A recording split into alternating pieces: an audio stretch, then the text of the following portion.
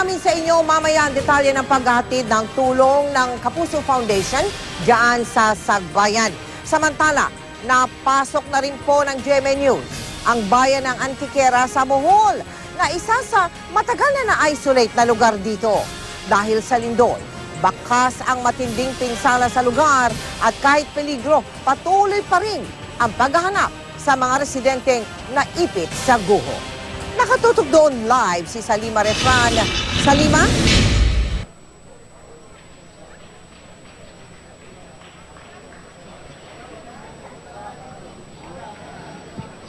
Mel, pahirapan pa rin nga yung pagpasok dito nga sa isolated na bayan ng Antiquera. At katunayan ngayong araw lang din nakapasok yung tulong at maging ang tayong taga-media. Pero hindi talaga, Mel, maitatanggi yung tindi ng pinsala na nagdaang lindol.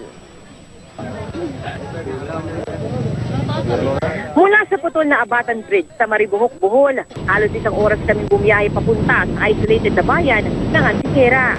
Ang bulubundukin na bayan, kabi-kabila ang landslide. Ang ilang kalsada, halos maubos dahil sa pagguho. Pagdating sa bayan, maraming bayang nasira. Ang palengke sa poblasyon, halos maubos na. Ang munisipyo, guguho na mula sa loob. Agad kaming sumama sa mga minero na magsasagawa ng retrieval operation. Ang Antiquera Dorol, Balilihan Road, tuluyan ang gumuho. Isang lalaki nagmomotor ang natabunan. Pero mahihirapan daw ang rescuers na i-retrieve ang katawan. Natangay din ang guho ang ilang nicho mula sa sementeryo sa itaas. Sa pagkasira ng ilang nicho, lumabas na ang mga buto at bungo ng tao. Maya-maya, inalerto kami ng mga rescuer. May fracture daw ang lupa. Yun itong posibleng crack sa pindol.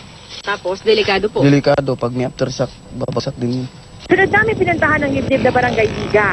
Isang oras kami naglakbay, sakay ng habal-habal. Sa ilog, isang ina at mga anak niyang 1 at 3 gulang ang natabunan ng lupa. Kasama ni Josie ang ina at mga batang kapatid na maligo nang biglang lumindol at gumuho ang lupa. Naipit din sa guho si Josie, pero nakaligtas. Sana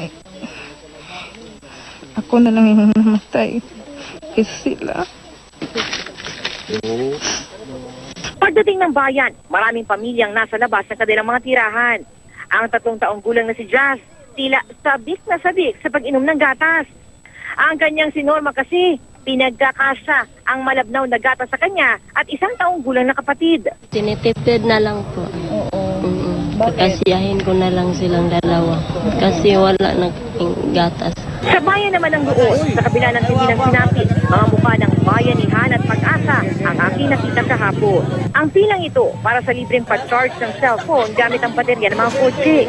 Ayon sa may-ari ng tindahan, iba rin ng madiskarga mga bentang baterya basta makatulog. Public service lang ito, ma'am. Kasi para matulungan ng mga tao dito. Sa isang tindahan, pila rin ng mga namimili. Pero di nagsamantalang may-ari. Bagsak presyo ang bintahan, pero may limit kada mamimili. Tig 5 delata, 5 kilong bigas. Ang purpose namin ay makatulong ng ibang tao para may makanin silang, makuha silang pagkain. Maraming salamat po sa may-ari ng Oy Consing at nagbigay siya ng libreng charge sa amin. Kahit papaano naka-charge yung mga cellphone namin para makunta yung mahal namin sa buhay, yung malas na sa malayo, para malaman lang kung anong kondisyon namin. Ang isang tindahan ng karne, pinagkaguluhan. Pinamimigay ang mapagkikinabangan pa. Ang mga residente, nabuhayan sa mumunting mga pagmamalasakit ng mga kababayan. Pasalamat kami kasi at least kahit na nabagsak na yung ibang mga tindahan, at least may nagbukas pa rin. Ang pamahalaan, tuloy-tuloy na rin ang ayuda. Dumating na ang unang batch ng mga relief goods kahapon.